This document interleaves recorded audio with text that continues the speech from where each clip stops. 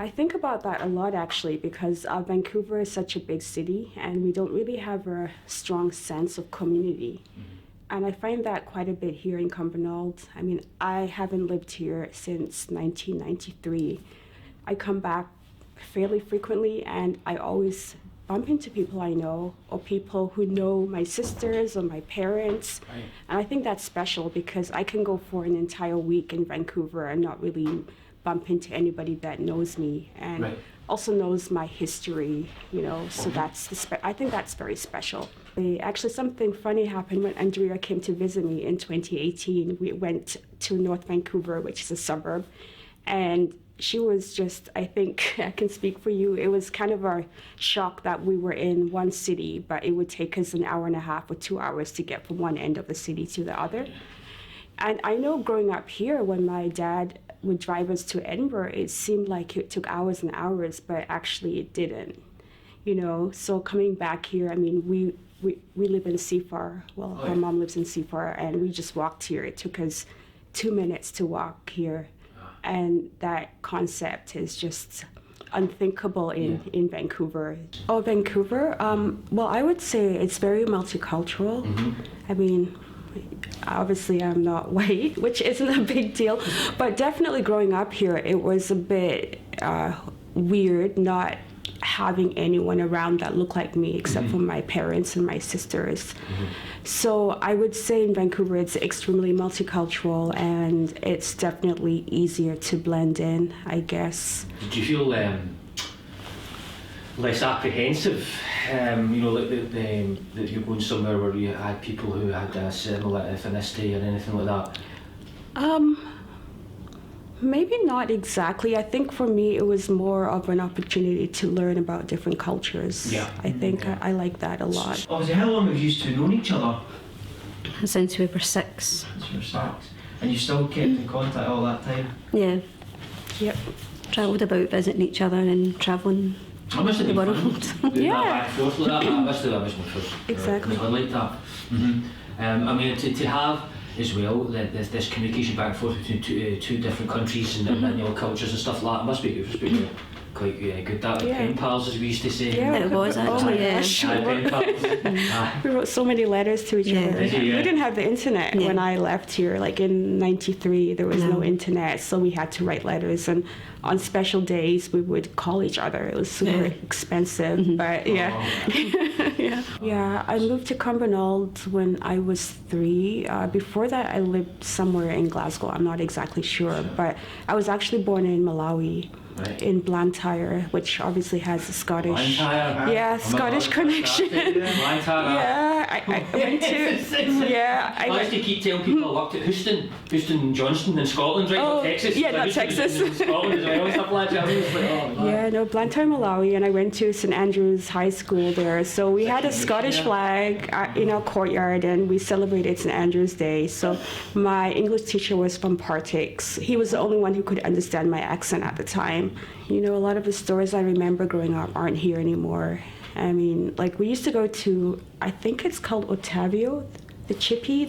Yes. Yeah, we used to go there. Well, my parents used to order from there all the time. It was like our favorite place. And being in Canada, our fish and chips are so different. So I always missed the Scottish fish and chips. It's always my first meal, as Andrea would attest to. It's very different. Yeah, so it's kind of sad not seeing that there. Like I ordered it from there. I'm the oldest in my family, so my parents would send me out to pick up some. Exactly.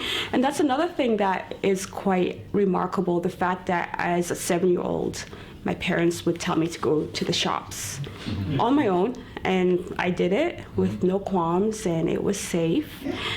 Absolutely. But kind of favourite stories with each other in Cumbernauld? Oh my gosh. I know you were getting back a good way. Yeah, we have a lot. Do you want to start? Probably the treehouse. Like as a child, we found that there was like the derelict land where the quick fit is. Before the flats and all that existed, it was just woodland and trees. And me, Hannah and our sisters used to go there and we'd have a tree house, but we just on the ground with blankets. And we were like we'd go and find water from like the thing you connect your hose to for your cars, which you probably shouldn't drink. Oh no, but Yeah, you did. This is true. Yeah. We were 7, we didn't care. Yeah, we didn't care. And it was just like the best times. Like, Yeah. I don't even know if we had sweeties or anything. Yeah, probably went home to my mum's and got something. Yeah. Or we'd go to the shop and buy lots of stickers and then Yeah, just sit in oh bed and gosh. stick them to the walls and Yeah. beds and things. Garfield stickers. Yeah, we were obsessed with our albums and little packs of sweeties you got. Yeah. I remember them.